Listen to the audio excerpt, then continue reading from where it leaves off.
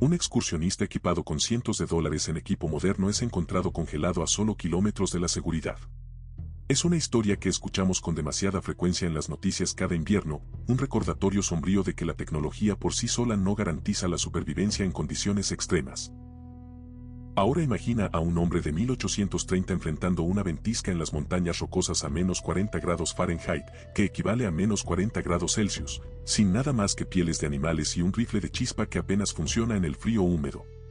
Por toda lógica moderna, este hombre debería perecer en cuestión de horas, congelándose hasta la muerte mientras el viento arranca el calor de su cuerpo y la nieve entierra cualquier rastro de su existencia. Sin embargo, él sobrevive, no solo una noche sino todo un invierno completo en las montañas más inhóspitas del continente americano. ¿Cómo dominaron estos hombres de montaña un entorno que tan a menudo nos derrota a nosotros con toda nuestra tecnología moderna, nuestras chaquetas sintéticas avanzadas, nuestros sacos de dormir clasificados para temperaturas extremas y nuestros dispositivos GPS que supuestamente nos mantienen seguros? Ellos entendieron algo fundamental que nosotros hemos olvidado por completo en nuestra era de comodidad artificial, que la supervivencia no se trata de equipo caro ni de tecnología sofisticada, sino de conocimiento profundo y respeto absoluto por las fuerzas naturales.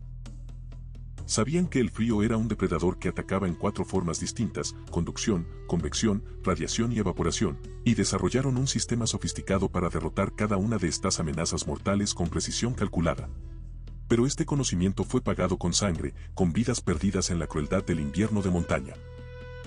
Por cada hombre que dominó el frío y vivió para contar la historia, innumerables otros simplemente desaparecieron en la nieve, sus cuerpos no encontrados hasta la primavera cuando el deshielo revelaba los secretos congelados del invierno. La guerra del hombre de montaña contra el frío se libraba en 4 frentes distintos y él necesitaba dominar todos ellos para sobrevivir. Aunque no conocía los términos científicos precisos que usamos hoy en día, conocía íntimamente a estos asesinos por experiencia dolorosa y directa, había sentido su mordida en su propia carne y había visto lo que le hacían a hombres menos preparados o menos afortunados. El primero era la conducción, el robo directo de calor a través del contacto físico con superficies frías. Sabía por experiencia amarga que sentarse en una roca fría o acostarse en el suelo congelado era crear una tubería directa para que su precioso calor corporal fuera succionado inexorablemente hacia la tierra helada. El suelo era un sumidero de calor, un ladrón congelado que nunca estaría satisfecho sin importar cuánto calor le dieras, siempre queriendo más hasta que no te quedara nada que dar y tu cuerpo se volviera tan frío como la tierra misma.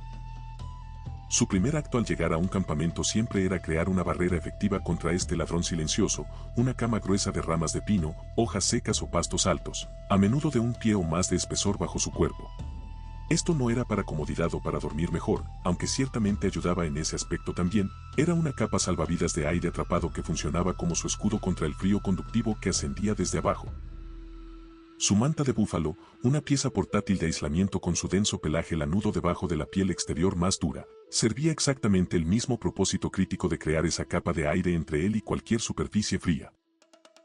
Una sola manta de búfalo, adecuadamente curtida y curada mediante un proceso que tomaba semanas de trabajo intensivo, podía pesar 40 libras y contenía miles de pelos individuales, cada uno creando un bolsillo minúsculo de aire aislante que atrapaba el calor cerca de su cuerpo. Nunca subestimaba el poder conductivo implacable de la tierra congelada porque había visto hombres morir de esta manera. Sabía que un hombre podía literalmente congelarse hasta la muerte desde abajo hacia arriba, incluso si su parte superior del cuerpo estaba relativamente caliente, porque el frío ascendía desde el suelo como un espíritu maligno que buscaba robar vida. Luego venía la convección, el ladrón que cabalga sobre el viento y que muchos hombres modernos subestiman completamente. Cada ráfaga de viento que penetraba su ropa despojaba la delgada capa de aire caliente que su cuerpo había trabajado tan duro para crear alrededor de su piel, llevándosela y reemplazándola con aire gélido que necesitaba ser calentado nuevamente en un ciclo interminable de pérdida de calor. El viento helado no era un concepto que conociera por nombre científico, pero entendía su realidad brutal de una manera que nosotros con nuestras chaquetas modernas a prueba de viento realmente no comprendemos. A menos 40 grados con un viento de 20 millas por hora, la temperatura efectiva cae a menos 70 grados Fahrenheit, que es menos 56 grados Celsius. A esa temperatura aterradora, la piel expuesta se congela en minutos, literalmente convirtiéndose en hielo sólido mientras aún está adherida a tu cuerpo vivo. Para combatir este asesino invisible pero implacable, confiaba en una capa exterior a prueba de viento, a menudo una camisa de gamuza de ante o una pesada capota de lana que actuaba como su armadura contra el viento. A diferencia de las telas modernas transpirables que pueden fallar en vientos fuertes porque permiten que el aire pase a través de ellas bajo presión, el grano denso del cuero curtido al cerebro era una barrera casi impenetrable al viento. El proceso de curtido usando los propios cerebros del animal mezclados con agua y trabajados en el cuero durante días creaba un material flexible pero resistente que podía flexionarse con sus movimientos mientras bloqueaba completamente el viento. Elegía su lugar de campamento específicamente para romper el viento, buscando el refugio de un saliente rocoso que bloqueara la dirección del viento dominante, un denso grupo de árboles que desviara el flujo de aire, o un barranco profundo donde el viento simplemente no podía alcanzarlo. Siempre estaba pensando estratégicamente en cómo crear un bolsillo de aire quieto alrededor de su cuerpo, un puerto tranquilo y calmo en medio de un mar furioso de viento helado que rugía a su alrededor intentando matarlo. El tercer asesino era la radiación, el drenaje silencioso e invisible de calor hacia el vasto vacío frío del cielo invernal que se extendía sobre él como un abismo hambriento. Incluso en una noche tranquila sin viento cuando la convección no era un problema, una cabeza descubierta o manos expuestas irradiarían calor lejos del cuerpo hacia la atmósfera fría y de ahí hacia el espacio exterior. El gorro de lana o piel del hombre de montaña no era una declaración de moda ni un accesorio opcional, era una pieza crítica de equipo de retención de calor que podía significar la diferencia entre la vida y la muerte. Si estás disfrutando este viaje al conocimiento perdido de los pioneros y quieres aprender más secretos de supervivencia que podrían salvarte la vida algún día, suscríbete al canal y activa la campanita para no perderte ningún episodio de esta serie. Ahora continuemos descubriendo el cuarto y más insidioso asesino del frío. Sabía que una cabeza descubierta era como una chimenea abierta para el calor corporal, dejando escapar el preciado calor hacia la noche. Los estudios médicos modernos confirman lo que él sabía instintivamente, que hasta el 40% del calor corporal puede perderse a través de una cabeza descubierta en condiciones frías, una pérdida masiva que puede llevar rápidamente a la hipotermia. Usaba su gorro para dormir, jalando su manta de búfalo sobre su cabeza mientras dormía, tapando cada posible fuga con cuidado obsesivo porque sabía que cada caloría de calor perdido era una caloría que su cuerpo tendría que trabajar duro para reemplazar quemando su preciosa grasa corporal. Entendía intuitivamente que el calor, como el agua, siempre fluirá desde una concentración más alta hacia una más baja, y el cielo frío y vacío era un vacío absoluto, siempre jalando, siempre tomando sin piedad ni límite. En una noche clara y fría, la temperatura podía caer 20 grados o más a medida que el calor se radiaba hacia el espacio, y él lo sabía y se preparaba para ello construyendo su refugio para minimizar la exposición al cielo abierto. Finalmente estaba la evaporación, el asesino más insidioso de todos porque venía desde adentro de tu propio cuerpo. El hombre de montaña sabía con certeza absoluta que el sudor era una sentencia de muerte en invierno, que la humedad era la mayor aliada del frío en su guerra contra la vida humana. El agua evaporándose de la piel lleva el calor 25 veces más rápido que el aire seco, un efecto refrigerante masivo que puede matar a un hombre en horas si no se controla. Por eso se vestía en capas, no solo para aislamiento sino crucialmente para el manejo de la humedad corporal. Podía agregar o quitar capas para prevenir el sobrecalentamiento durante actividades extenuantes como rastrear caza a través de nieve profunda o cortar madera para el fuego nocturno. Sus capas internas de lana podían absorber humedad significativa sin sentirse mojadas y aún así aislar efectivamente.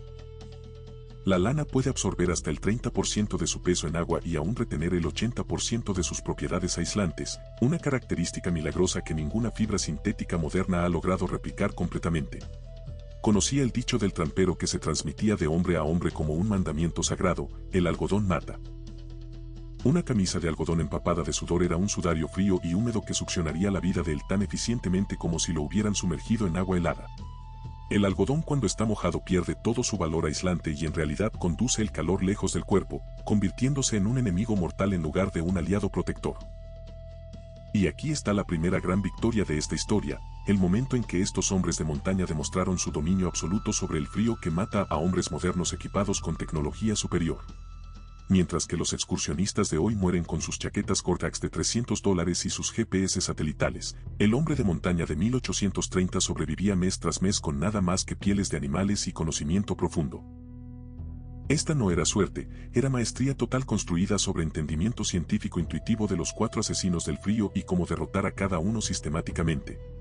Esta guerra de 4 frentes contra el frío era el principio organizador central de toda su vida invernal en las montañas.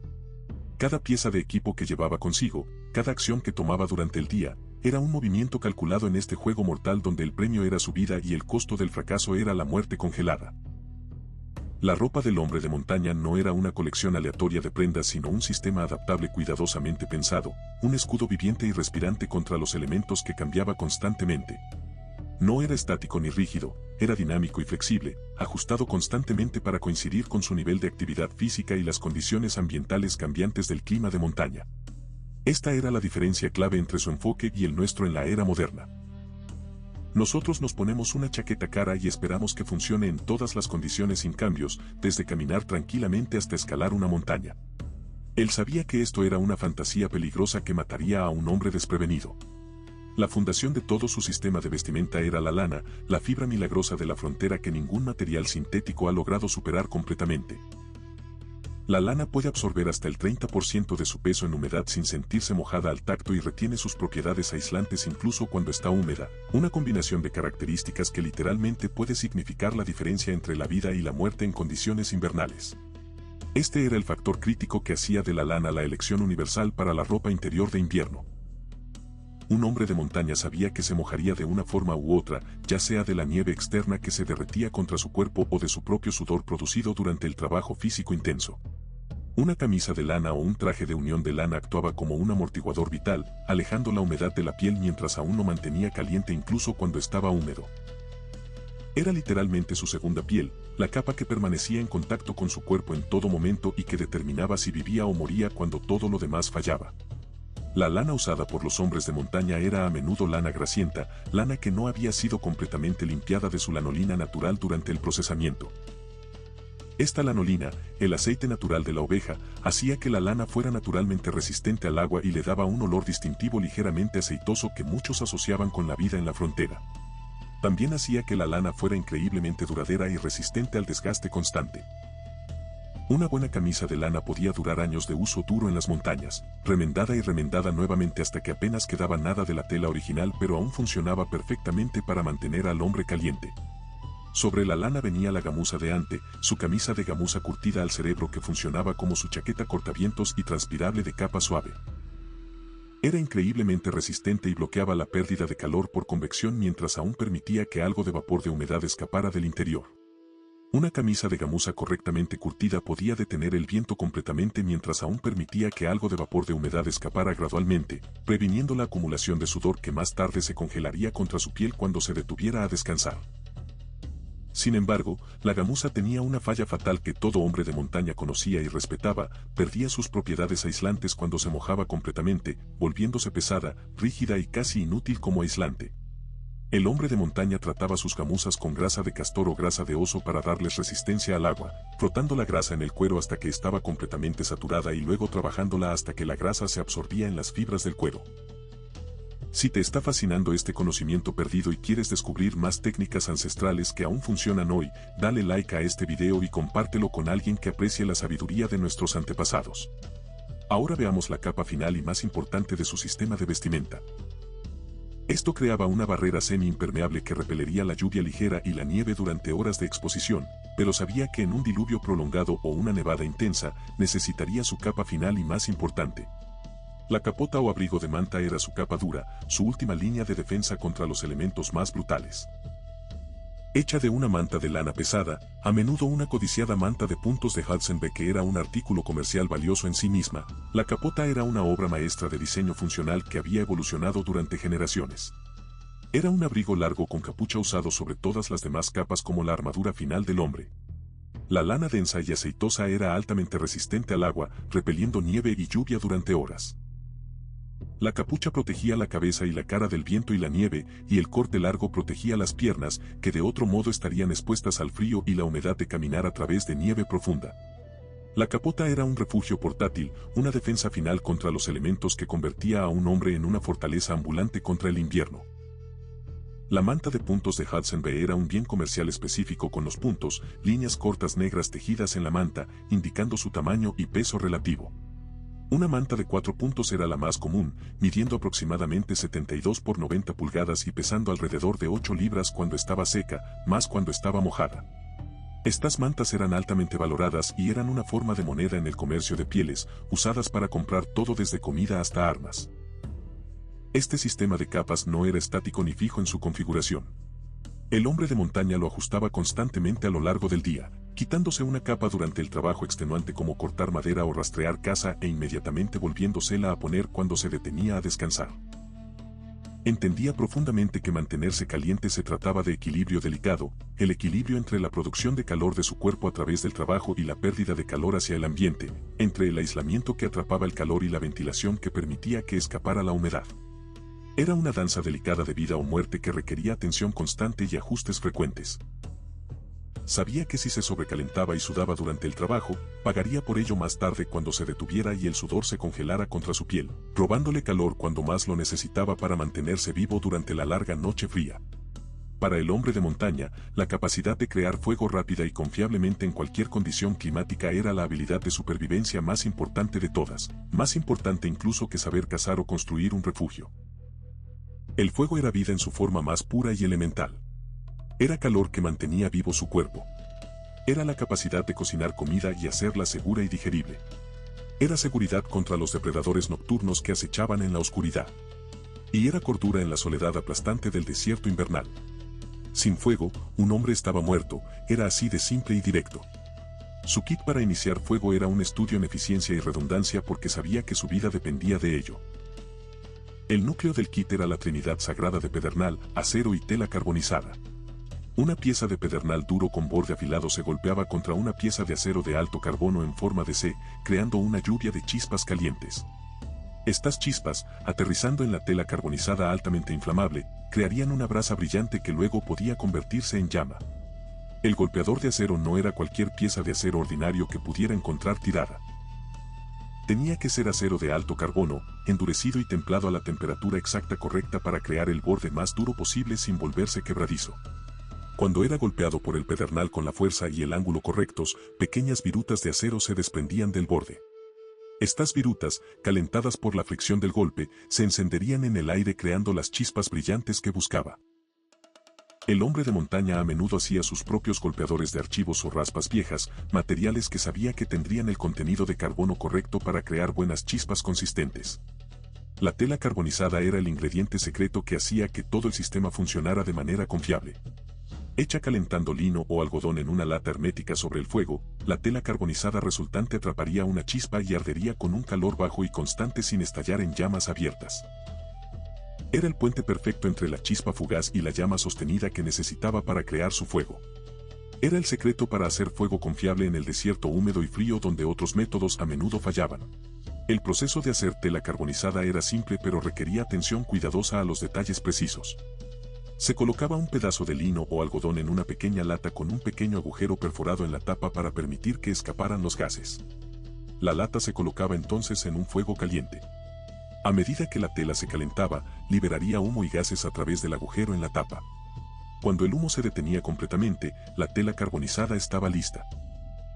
El resultado era un material negro y frágil que atraparía una chispa y brillaría como un carbón encendido, listo para ser transferido al paquete de yesca.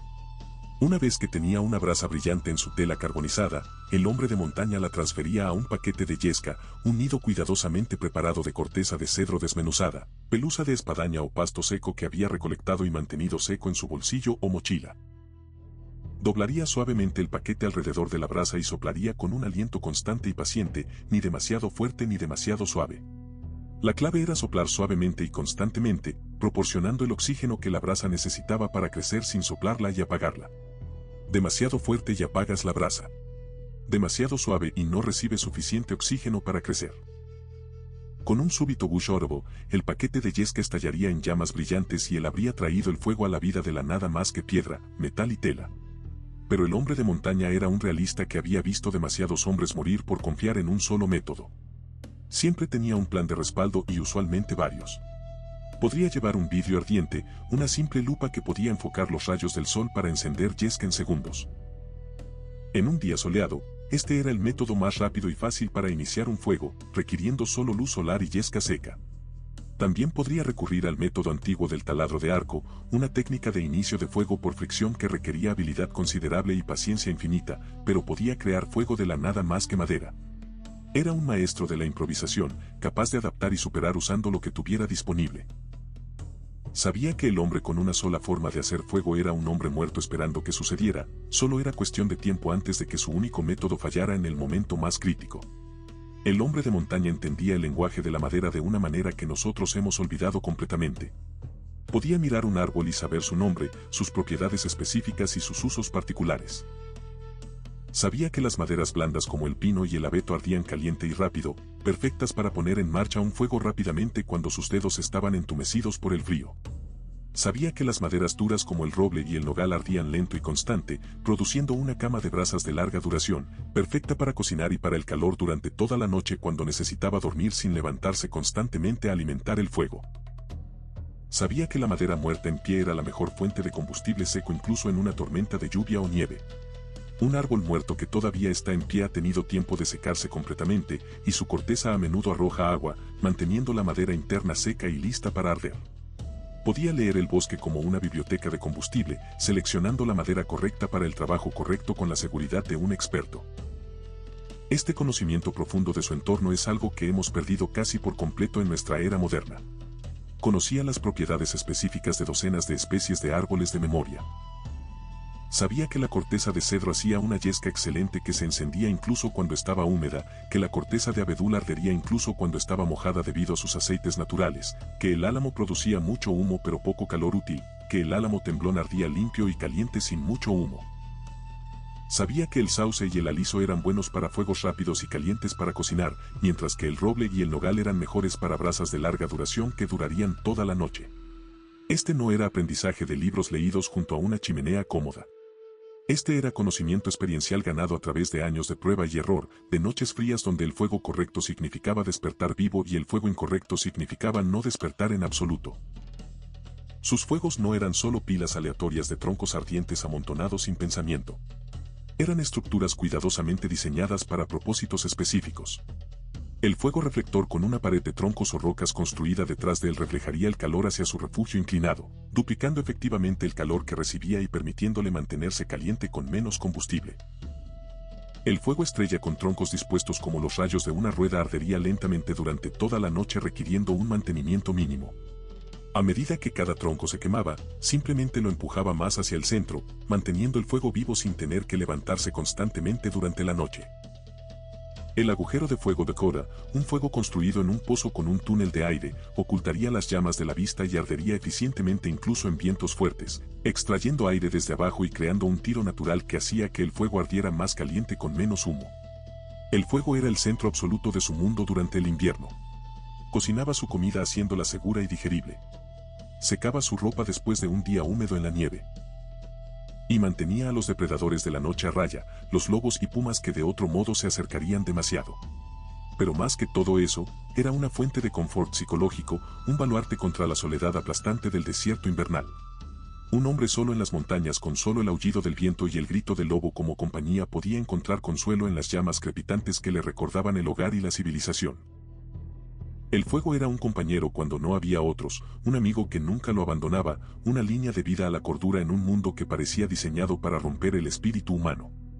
El arma más importante del hombre de montaña contra el frío no era su ropa ni su fuego, era su propio cuerpo y específicamente su capacidad para alimentar el horno interno que mantenía vivo su cuerpo. Entendía intuitivamente que el cuerpo humano es un horno que debe ser alimentado con el combustible correcto para producir calor, y ese combustible era la grasa en su forma más pura y concentrada. La grasa era la fuente de energía de alto octanaje del comercio de pieles, el combustible que mantenía a los hombres vivos en condiciones que matarían a personas con dietas modernas bajas en grasa. Su dieta era el sueño de un carnívoro, consumiendo cantidades masivas de carne con un enfoque obsesivo en las partes más grasas, lengua, hígado, tuétano de hueso y la gruesa grasa de la espalda de un búfalo. Consideraba la cola de castor, una masa sólida de grasa que pesaba de 2 a 3 libras, una exquisitez reservada para ocasiones especiales. Una sola cola de castor podía pesar de 2 a 3 libras y era casi pura grasa cuando se asaba sobre un fuego hasta que la piel se ampollaba y se desprendía. La carne interior era rica, aceitosa e increíblemente densa en calorías, proporcionando energía concentrada que su cuerpo necesitaba desesperadamente. Era un alimento preciado a menudo compartido entre amigos o reservado para celebraciones. Conocía el hambre de conejo, la condición paradójica donde un hombre podía literalmente morir de hambre con una dieta de carne magra de conejo a pesar de tener el estómago lleno. La carne de conejo es tan magra que el cuerpo gasta más energía digiriéndola de la que obtiene de la proteína. Sin grasa, el cuerpo no puede metabolizar adecuadamente la proteína y el resultado es una muerte lenta y agonizante incluso con un vientre lleno de carne. Los hombres de montaña lo llamaban mal de caribú o enfermedad del conejo. Sabían que la proteína sola no era suficiente para mantenerlos vivos. Necesitaban grasa, y mucha. Consumía unas estimadas 5.000 a 6.000 calorías al día, gran parte de ello de grasa pura para alimentar su horno interno y mantener su temperatura corporal central en el rango normal a pesar del frío brutal que lo rodeaba constantemente. En el frío extremo de un invierno en las montañas rocosas, el cuerpo quema calorías a una tasa acelerada solo para mantenerse caliente antes de considerar cualquier trabajo físico. Esta dieta alta en grasa también alimentaba el trabajo físico extenuante de su vida diaria, colocar trampas a través de nieve profunda, desollar animales con manos entumecidas, cortar madera para mantener vivo su fuego y viajar a través de nieve profunda usando raquetas de nieve. Era un maestro en preservar su combustible vital para uso futuro. Rendía grasa de búfalo en cebo, una grasa blanca dura que podía almacenarse durante meses sin echarse a perder. Ahumaba carne en charqui, concentrando la proteína y haciéndola ligera y portátil. Hacía pemmican, una mezcla de carne seca, grasa rendida y bayas, un superalimento que podía sostener a un hombre durante días de viaje duro. Una libra de pemmican contenía más de 3.000 calorías y no se echaría a perder durante años si se almacenaba correctamente. Esta dependencia de la grasa moldeaba sus estrategias de caza de manera fundamental. No cazaba solo por carne sino específicamente por grasa que mantendría vivo su horno interno. Sabía que un oso justo antes de la hibernación era un tesoro ambulante de calorías, su cuerpo empacado con gruesas capas de grasa acumulada durante todo el verano y otoño. Sabía que una vaca búfalo en el otoño después de un verano de pastar en ricas hierbas de pradera tendría una gruesa capa de grasa de espalda, a veces de 6 pulgadas de profundidad. Este era el premio que buscaba, el combustible que lo mantendría vivo durante el invierno cuando otras fuentes de alimento escasearan. Entonces, ¿qué sabían los hombres de montaña sobre el frío que nosotros hemos olvidado por completo en nuestra era de comodidad artificial? No era una sola habilidad específica que puedas aprender de un libro o un video. Era una mentalidad completa, una forma diferente de ver el mundo y tu lugar en él. Vemos el frío como una inconveniencia molesta, un enemigo a ser derrotado con tecnología costosa. Subimos el termostato sin pensar, nos ponemos una chaqueta de alta tecnología sin entender cómo funciona realmente y nos subimos a nuestros autos calefaccionados que nos aíslan completamente del mundo exterior. Nos hemos vuelto blandos, complacientes e ignorantes de las realidades básicas de la supervivencia. Hemos subcontratado nuestra supervivencia a máquinas y sistemas que no entendemos y no podemos reparar cuando fallan. Pero aquí está el problema del que nadie habla en nuestra sociedad moderna. Nuestra dependencia de la tecnología nos ha hecho vulnerables de maneras que no reconocemos hasta que es demasiado tarde. Cuando se va la luz eléctrica, cuando se descompone el auto, cuando falla la cadena de suministro que nos trae comida de todo el mundo, de repente estamos terriblemente expuestos. Descubrimos que hemos olvidado cómo luchar contra las fuerzas elementales. Hemos olvidado el conocimiento que mantuvo vivos a nuestros ancestros durante milenios antes de la revolución industrial. El hombre de montaña no tenía tales ilusiones sobre su lugar en el mundo. Sabía que no estaba en control de la naturaleza. Sabía que era una criatura pequeña y frágil en un desierto vasto e indiferente. No intentaba conquistar la naturaleza con tecnología. Intentaba vivir en armonía con ella aprendiendo sus lecciones. Se adaptaba al frío con humildad. Lo respetaba con cada fibra de su ser. Sabía que el frío no era maligno ni cruel, simplemente era indiferente a su existencia. Lo mataría sin malicia, sin vacilación, sin pensarlo 2 veces si cometía un error o si la suerte simplemente no estaba de su lado ese día. Su conocimiento no era teórico sacado de libros escritos en bibliotecas cálidas. Era experiencial, escrito en las cicatrices de sus manos y en la memoria de amigos perdidos por el frío. Era un conocimiento que se ganaba con sangre, no se compraba con dinero. Cada habilidad que poseía había sido probada en el crisol de la supervivencia real donde los errores significaban la muerte. Sabía que funcionaba porque había visto que no funcionaba. Había enterrado a los hombres que fallaron en aprender las lecciones que él había dominado. Esta es la gran lección olvidada de los hombres de montaña que necesitamos recuperar. La verdadera supervivencia no se trata de lo que tienes en tu mochila. Se trata de lo que sabes en tu cabeza y en tus manos. No se trata de derrotar a la naturaleza con tecnología superior. Se trata de entender tu lugar dentro de ella con humildad. Se trata de respeto profundo por fuerzas más grandes que tú. Se trata de humildad ante lo desconocido. Se trata de la disposición de aprender de la tierra, de escuchar al viento y de aceptar que no eres el amo del universo sino solo otra criatura luchando por sobrevivir. El hombre de montaña sabía que cada día en el desierto era un regalo, un día robado de las fauces de la muerte que acechaba constantemente. Sabía que la supervivencia no estaba garantizada, que la comodidad era una ilusión peligrosa y que lo único que se interponía entre él y el olvido era su conocimiento, sus habilidades y su voluntad inquebrantable de vivir. Así que la próxima vez que sientas la mordida de un viento frío contra tu mejilla, recuerda a los hombres de montaña y su legado perdido. Recuerda su resiliencia ante adversidades que romperían a personas modernas. Recuerda su ingenio al usar lo que tenían disponible.